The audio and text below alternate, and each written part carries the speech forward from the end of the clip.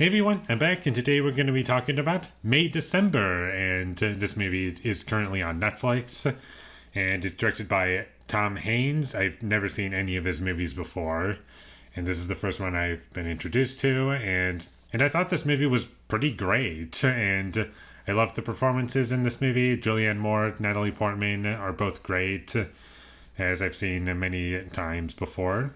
And not only are they great, but their characters are interesting to watch, and I do like the story a lot. And in any other movie, it would just show you the story that this story is about, if that makes sense.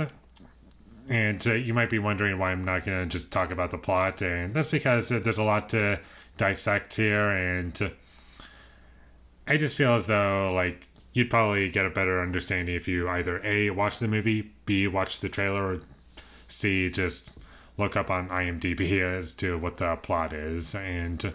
But like I said already, it's kind of the story that most movies wouldn't show you. I'm going to compare this to a Martin Scorsese movie in the sense that it'll show you the before, the actual story that we all know happens, the before, then we get to the actual story that we are familiar with or that we know and would want to know. And then after that, we get the aftermath. Once all of this happens, what happens after that? And this entire movie is that, the aftermath, and dealing with it 20 years after this whole story took place. And the characters also feel real, and there's definitely a level of authenticity to this film, and that's also kind of something that the movie is trying to explore, and in a way, if that makes sense. And there's lots of really great scenes. I like how this movie is shot, and there was some interesting things that this movie did framing-wise in quite a number of scenes, and it was really interesting to look at. I love the music in the movie. It's like piano, and although it does get used one or two too many times for me personally, for the most part, I thought the music was great, and it was well used when it was actually being used, and I also appreciated when it was subtle. You can really hear it, but it's still there.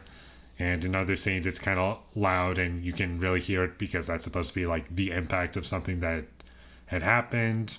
And now I'm going to talk about the pacing for this movie. It is a very slow movie, and this movie is 2 hours long, and it does feel that long, if not longer, but the reason I'm okay with it is because I was always entertained with what was going on. I was with it, and there's no scene in this movie that I would cut out. And despite it being a very slow movie, I would never critique it because there's nothing I would take out, and also I was never bored. But do keep in mind that it's the type of pacing that is not for everyone. So overall, I love the tone of the movie. I love how it's shot. The characters and performances are all great, and the story is interesting and engaging for me. The music works really well, and you have so much going into this movie that I just love, and it's definitely a movie for me, and it sold me what I wanted. And my only issue with this movie is just some lines that I found to be kind of weird, and there was also some obvious dubbing, and that was very distracting. And there's one line towards the end of the movie where I felt like it just sounded like it was not even recorded in a studio, but rather in a hallway. And the scene takes place outside at night, and there's just this one character who's talking, and there's one line that sounds like he's talking in a hallway because you can hear the echo, and it was very distracting, and I was like, what happened here? Because the rest of his lines, everything seems normal. It's just that one line that is bugging me, and a couple other lines in the movie as well. But aside from that, I really enjoyed the film, and that's really my only issue with it.